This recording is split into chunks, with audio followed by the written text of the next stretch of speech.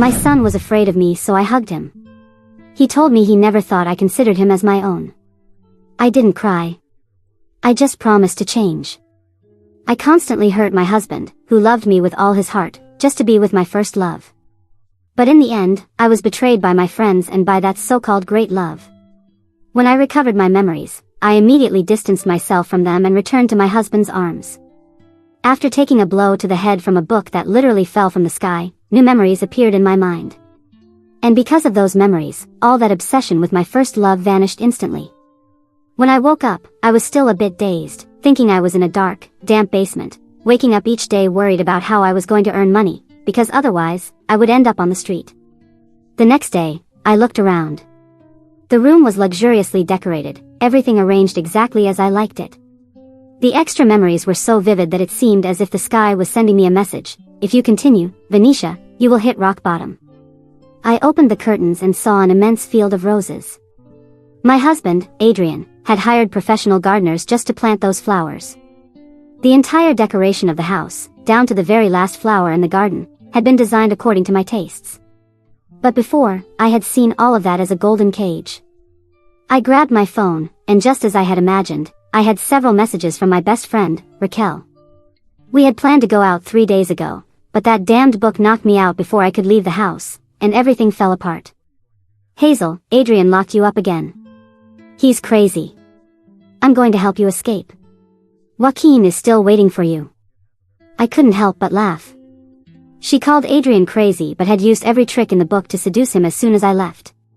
And Joaquin, my first love, the one who supposedly still loved me, had already been out with half the world. In the new memories, I even reached the point of trying to commit suicide to force Adrian to give me a divorce. He was devastated, completely shattered. Yet he still left me with the majority of the assets. Too bad it all ended up in Joaquin's hands, who deceived me so quickly. Only then did I understand that it had all been an illusion. I hadn't replied to Raquel for 3 days, and it was clear that she was getting nervous. She kept sending messages, trying to sow discord between Adrian and me while painting Joaquin as the great love of my life. Adrian returns from abroad in 2 days. It will be your last chance. Adrian's movements had always been a mystery, but now she even knew the exact day he would return. That only showed that she had people spying on him. I thought for a moment and opened our chat. All the messages were from him, from good morning greetings to flight updates, but I had never replied to him. The last message had been from last night. Adrian informed me that the flight had been rescheduled and that he would be coming back today, earlier than planned. Just reading that gave me a headache, but this time I felt an immense nostalgia. Alright, I'll be waiting. Take care on your way. Right after sending that message, I heard a commotion downstairs. A car had stopped at the entrance of the house. A little boy, about 5 years old, got out of the car with his little kindergarten backpack on his back and something in his hand. As he entered the property, everyone who passed by greeted him, because he was our son, mine and Adrian's, and because he looked exactly like his father. I had never been able to grow fond of him. I remember once hearing our son ask his father, "Daddy, is it because I'm bad that mommy doesn't love me?" Adrian held him in his arms, gently caressing his little face. "Maybe it's because you look too much like Daddy." When I came downstairs, our son had just come in. When he saw me, his little eyes sparkled, but he approached cautiously. "Mommy?" He kept looking at me until he noticed the bruise on my forehead. His eyes widened and he ran toward me. "Mommy, what happened to your head?" "It was just an accident, sweetie." "And how was school this week?" Seeing his attentive little face, I couldn't resist and wiped the sweat from his forehead with my hand. He was a bit startled but quickly snuggled into my hand. It was very good. I even earned a gold star from the teacher. The housekeeper was watching us nervously and approached cautiously. "Young master, why don't we go play with your toys and let madam rest a bit?" Our son looked at me with pity, clearly not wanting to leave, but he let go of my hand. We almost never had moments like this before. I used to feel a mix of love and rejection for him, but now all I wanted was to make up for lost time. I can't even talk to my own son. I raised an eyebrow. The housekeeper shrank back immediately. Seemingly my past behavior had put everyone on edge. Only my son looked at me, not understanding anything, his chubby little hands playing with the hem of his shirt. After a little while, he finally spoke softly. "Mommy, do you want to see my gold star?" Only then did I notice that he had been holding it the entire time. I nodded. At that moment, he beamed with a big smile and proudly placed the gold star in my hand. "She is beautiful. My baby is very smart." Everyone around us was left speechless. Our son was so excited that he spent the rest of the day unable to speak properly. He played nearby, never straying too far, throwing me side glances from time to time. Finally, I couldn't resist anymore and patted my lap. "Do you want to sit on Mommy's lap and play for a bit?" My son stood up, looked at the toys with some hesitation, and then smiled excitedly before running toward me. He sat obediently on my lap, glancing up from time to time to see my expression as he played. "Mommy, do you want to play with the toys or read me a story?" Behind such polite behavior, there was an enormous lack of motherly affection. He always tiptoed around me, afraid of bothering me, and that broke my heart. I pulled him closer and hugged him tightly. "Everything is okay now, my love. From today on, Mommy will do everything you want, right by your side." I spent the entire day playing with my son. When night fell, I was more tired than usual. As soon as my head touched the pillow, in the middle of the night, I felt a strange coldness next to me. I tried to pull the blanket, but my hand was stopped by something, a body on top of me, so heavy I could barely breathe. I opened my eyes, still half asleep, and found myself staring into a pair of almond-shaped eyes. I was instantly mesmerized. Adrian was undeniably handsome. That was something I could never deny. He had seductive, slanted eyes with a beauty mark just beneath one. The first time we met, I even thought those legends about fox spirits might be true, because come on, a man in a three-piece suit who can seduce you with just one surreal glance? "Hello, Hazel," his voice came out low and hoarse, like a spell. "It's been a while. Did you miss me?" His cold fingers traced my face, sliding down to my neck, sending shivers through me. "Let go of my hands first." He stirred slightly, still half asleep, and grabbed my blouse with his small hand, as if he knew I was there. I stayed by his side until dawn, watching the sun rise through the gaps in the curtains, wondering at what point everything had fallen apart so badly that I no longer recognized who I was. I got up quietly, trying not to wake him. I went downstairs to the kitchen and found the housekeeper preparing coffee, with that cautious expression of someone walking on eggshells. She looked surprised to see me up so early, even more so when she saw me preparing a cup of tea myself. "You can rest a little," I murmured. "Today, I'll stay with him." She hesitated, then nodded with a slight smile. Perhaps a simple gesture like getting up before him and preparing the coffee wouldn't erase the years of neglect, but it was the first step. As the day went on, I checked Raquel's messages and decided not to respond. I deleted them one by one. Yes, every word from her was like poison disguised as concern. Now I knew. And the more I reread them, the more pity I felt for myself for having believed she was my friend. That same afternoon, Adrian called. He rarely did that, he always preferred to handle things in person. But now, there was urgency in his voice. "Do you have a minute?" "Speak. I need to show you something, and I think it's important for both of us. Meet me today at your parents' old house at 7. The old house. The place where everything began. Where he asked me to be his girlfriend, then to marry him. Where we laughed, cried, and where I also began to lose myself." I didn't respond immediately. Part of me wanted to hang up, another part wanted to understand what he wanted to show me there. "I'll go." I arrived at the appointed time. The gate still creaked as always. Dry leaves were piling up in the corners of the now abandoned garden. The place smelled of memories, and not necessarily good ones. Adrian was already waiting for me in the living room, with some papers spread on the table. But what caught my attention was the red folder beside them. It had his company's logo. I recognized that symbol. What is this? Contracts with Joaquin. My stomach turned. "He approached you months before you ran away with him," Adrian said, looking at me without blinking. "He wanted to sell ideas, pretend he was a great businessman, but in reality, he only wanted what I had, what was ours. And why are you showing me this now?" "Because I want you to understand that even knowing, even seeing him use me to get to you, I never stopped you. Because I thought you needed to discover it for yourself." I took the folder and began to browse through it. Everything was real. Cancelled contracts, rejected proposals, forged clauses, and dates, dates that matched those weeks when Joaquin made me believe he was opening a company with the help of an anonymous investor. You knew all along, I whispered. I found out the day he called me brother. Adrian let out a bitter laugh. That's when I realized you wouldn't listen to me if I told you. You needed to fall. I felt my throat tighten, and even so, you gave me the house, the accounts, shared custody, because you were his mother, and because despite everything, you still hoped I would find myself again. I couldn't reply, not there. I left the old house in silence, holding the folder as if it weighed tons. I went back home and found our son drawing on the living room floor. He saw me and ran over with a piece of paper in his hand. Look, Mommy. It's our house, and this is me, you, and Daddy. I looked at the drawing. It had disproportionate scribbles, poorly drawn hearts, and a smiling sun in the corner of the page. But what caught my attention the most was that in the drawing, I was holding Adrian's hand. Why am I holding Daddy's hand? He scratched his head thoughtfully.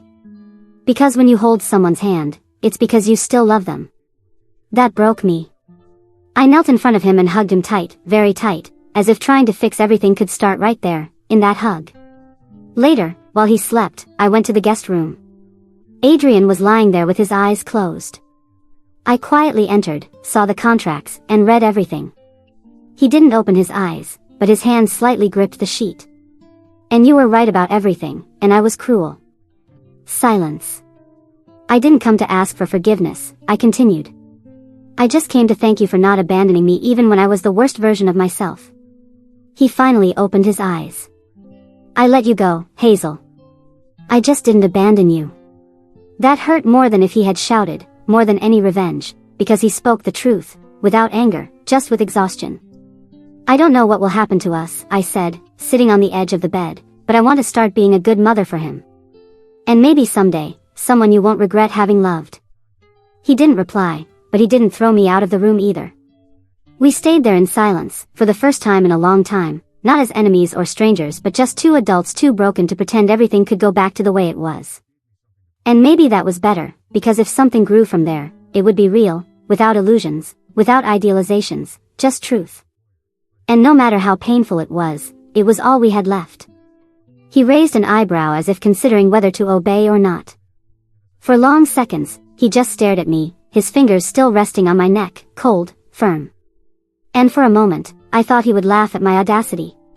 But with a deep sigh, he let me go. I felt the blood return to my hands, and I sat on the bed, trying to catch my breath and my sanity. You came back earlier than you said, I murmured, trying to keep my voice steady. And you finally answered me. That's a miracle, he said with a tired but genuine smile. I looked at him under the soft light of the lamp. His eyes were still the same, but there was exhaustion there, a weariness that maybe I had caused myself. He moved away, sitting on the edge of the bed as if the weight of the world was on his shoulders. What happened, Adrian? Were you expecting something else? For me to be in Joaquin's arms? He looked at me, an empty, hard gaze that didn't express anger but a kind of exhaustion that hurts more than any scream. I no longer expect anything from you, Hazel. Those words cut me deeper than I could admit. I dressed in silence, and he didn't say a word, he just watched. When I reached the hallway and went downstairs, I saw that our son was sleeping on the couch, with his little book still on his chest and the golden star hanging from his shirt. My heart sank. He wanted to stay up waiting for you, I said without looking back. He asks about you all day. Adrian didn't reply. He came down silently and picked him up with the same care as always. As he passed by me, I almost said something, almost asked him to tell me what he was feeling, but I remained silent because I already knew. I went to the terrace, I needed air. The field of roses was still there, like a silent reminder of everything he had done for me and everything I had destroyed. I took my phone. Raquel had sent 3 more messages. If he came back, he's going to try to manipulate you again. You need to remember who you are. Hazel, listen. He just wants to trap you. Don't be fooled. I deleted them all. Then I went to the garden. I took off my shoes and let the cold grass remind me that I was still alive. I felt a weight in my chest that I didn't know how to name. Shame, maybe. Guilt, definitely. But there was something worse, regret. I had it all, and I threw it away for an illusion. And the worst part. I hurt the one who loved me. A son who grew up afraid of me. A husband who became a stranger. Friends who used me like a toy. And all because I confused obsession with love. The next morning, Adrian was already gone. The housekeeper said he had taken our son to school and went straight to the office. That surprised me. He wasn't the type to run away. He used to face things. I decided to go there. I needed to understand what was going on. At the building, I was stopped at reception. Mrs. Hazel is not on the authorized visitors list, the security guard said without looking me in the eyes. What do you mean? I'm the owner's wife. Orders from Mr. Adrian. Only by appointment. I stood there, frozen, feeling the pitying looks of the receptionists. That was it. I was no longer part of his world. I walked out of there humiliated, my pride wounded. The same pride that had led me to betray, to lie, to run away. On the way back, I decided to stop by the kindergarten.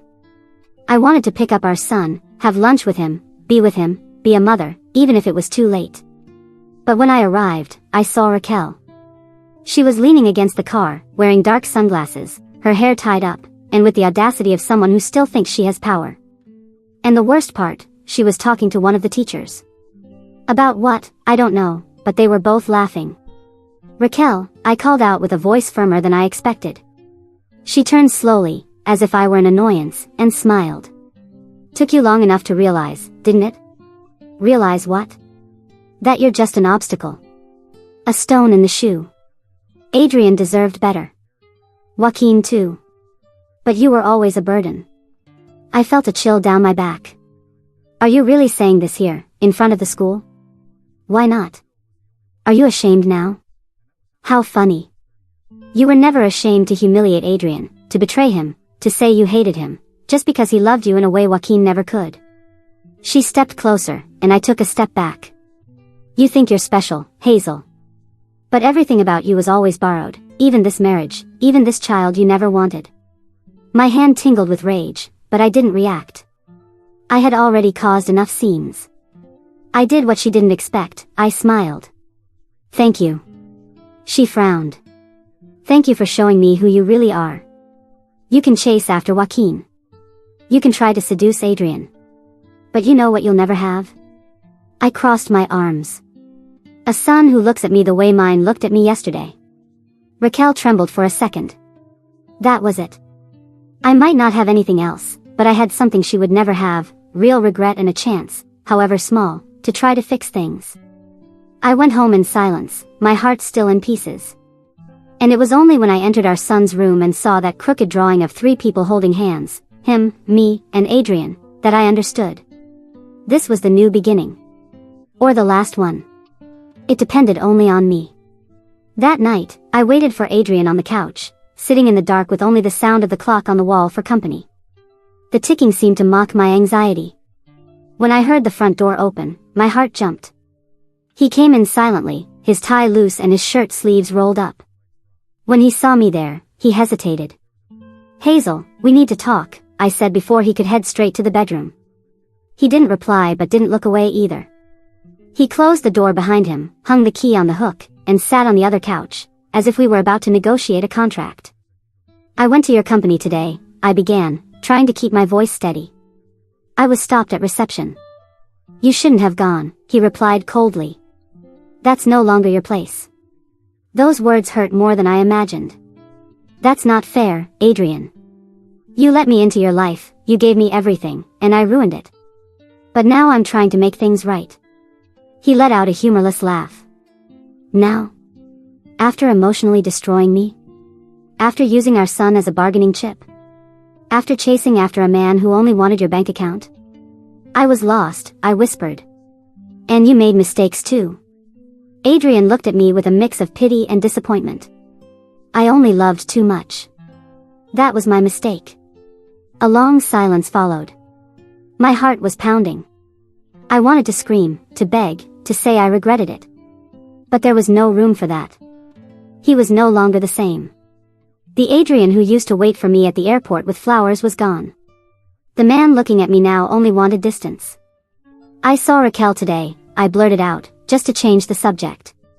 She's still looking for you? He asked, raising an eyebrow. She waits at our son's school gate. Talks to the teachers. Tries to talk to him.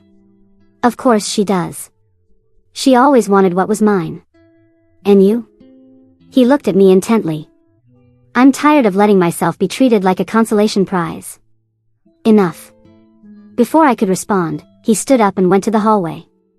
He stopped at the door and said without turning around, "Our son loves you. He doesn't understand what happened, but he feels it. If you really want to change, start with him. Because I no longer believe in your words." And then he went upstairs, leaving me alone again. The next day, I spent the entire morning with our son. I made pancakes, took him to the little park, sat in the sand with him, and saw that shy smile appear again. Little by little, he seemed to forget the fear, the insecurity, the doubt. And I began to remember what it meant to truly love. But Raquel didn't give up. When we got back, I found an envelope stuck to the gate. A note in her handwriting. "Today at 4 p.m. Corner Cafe. Bring whatever dignity you have left." For some reason I can't even explain, I went. She was already there, sitting and sipping a cappuccino. She looked at me like an old friend. I sat down without greeting her. "I'm glad you came," she said. "It shows there's still something in you worth exploring. Tell me what you want, Raquel." She smiled, pulling a small USB drive from her pocket. "Inside here is a recording of Joaquin talking to one of my contacts. He confirms he was only with you for the money. That you were pathetic. But that he needed someone to pay his debts." My blood ran cold. "Why are you showing me this now?" "Because I'm tired of pretending. He left me too. Disappeared. Took my money, my card, my savings. And I lost everything." For the first time, Raquel looked human. Her eyes were red, her makeup smeared. "You won, Hazel. Want to know the truth? He never loved either of us. Only what he could take." I took the USB stick with trembling hands. "This changes everything." She didn't answer. "Maybe I've set you free. Now you can see things as they really are. I was a terrible friend. I did things I'm ashamed of. And I don't want this life anymore." She left before I did, leaving me there with yet another piece of the truth I had tried so hard to avoid. That night, I showed Adrian the audio. He listened to all of it in silence. At the end, he closed the laptop and said, "Now you understand." "I do," I replied. "But it's not because of him that I want to fix things. It's for me. And for our son." He nodded slowly. "Go on," I whispered. "What?" "Calling me Hazel.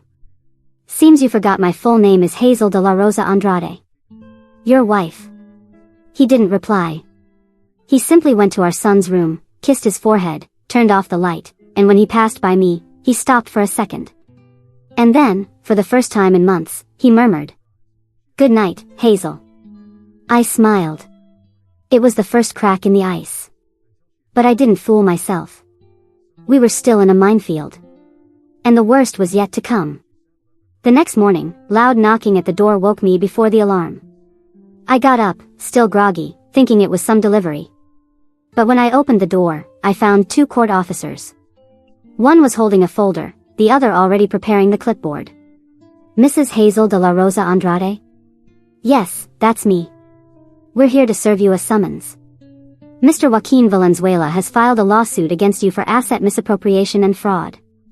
Everything spun around me. I took the papers with trembling hands, barely hearing what they said. Joaquin, after everything, was still trying to ruin me. The accusations were absurd. He claimed I convinced him to invest part of the money Adrian had given me in the divorce, that I manipulated him and caused him financial harm. He had signed everything of his own free will. In fact, he used me for his benefit. And now he was playing the victim. Adrian appeared at the top of the stairs just as the officers were leaving. He didn't ask anything. He simply came down slowly and extended his hand for the papers. He read them in silence, then looked up at me. "This is serious. I know. He wants to destroy me once and for all. And do you have a way to prove you didn't do any of this?" "I do, but I don't know if it's enough." In the days that followed, I became a shadow. I spent hours with lawyers, searching for documents, trying to organize everything Joaquin had signed, every transaction, every transfer. I didn't want to involve Adrian, but he got dragged into everything. And even so, he didn't leave me. Not once. One night, when I barely had the strength to eat, he set a cup of tea in front of me. "I won't let them destroy you," he said quietly. "Why?" I asked. "After everything I did to you." He took a deep breath. "Because now you're fighting." That broke me. And it was at that very moment that I realized, while I had been running after men who diminished me, Adrian had always been there. Not as a hero, not as a martyr, but as a real man. The trial came quickly. The hearing was long and exhausting. Joaquin showed up looking completely renewed, expensive suit, trimmed beard, playing the poor victim to the bone. The prosecution treated him like the victim of a manipulative woman. But I had something he didn't expect: evidence. Bank statements, message exchanges, screenshots, and most importantly, the audio on the USB Raquel had given me. The recording of Joaquin clearly saying he was only with me for the money. That I was stupid but useful. And that he planned to screw me over once he drained everything. When the judge heard that, he looked directly at Joaquin with disdain. "Do you have anything to say about this recording, Mr. Valenzuela?" Joaquin tried to dodge. Said it was out of context, that he was drunk, that it was all fabricated. But it didn't work. The verdict was read late in the afternoon. The charges against me were dismissed. And more, Joaquin was convicted of bad faith litigation and ordered to pay my legal costs. He left pale, defeated, with his reputation destroyed. Raquel disappeared. No sign of her ever again. They say she moved to another state. It was better that way. Outside the courthouse, Adrian was waiting for me. Our son was holding his hand, the little golden star still hanging from his shirt. He insisted on wearing it any time I went somewhere important. "Did Mommy win?" he asked anxiously. I knelt down and held his face. "Mommy survived, son. And that is already a victory." He smiled and hugged me tightly. And Adrian just watched me with tenderness, with respect. But not with love. That night, I packed my bags. I knew I couldn't stay there any longer. I needed to grow on my own. Rebuild my life outside the walls of that house that had given me so much, and that I had despised for so long. Before leaving, I placed an envelope on the kitchen table. Inside, a simple letter. "Hello Adrian, thank you for everything. I'm not asking for forgiveness because I don't deserve it. But I hope, from the bottom of my heart, that one day you can remember me without pain. Take good care of our son. Today, I am a new woman. And that is thanks to you. Hazel." When I walked out the front door, the sun was rising on the horizon. I walked without looking back. For the first time, I wasn't running from something. I was running toward myself. And this time, I wasn't going to get lost again.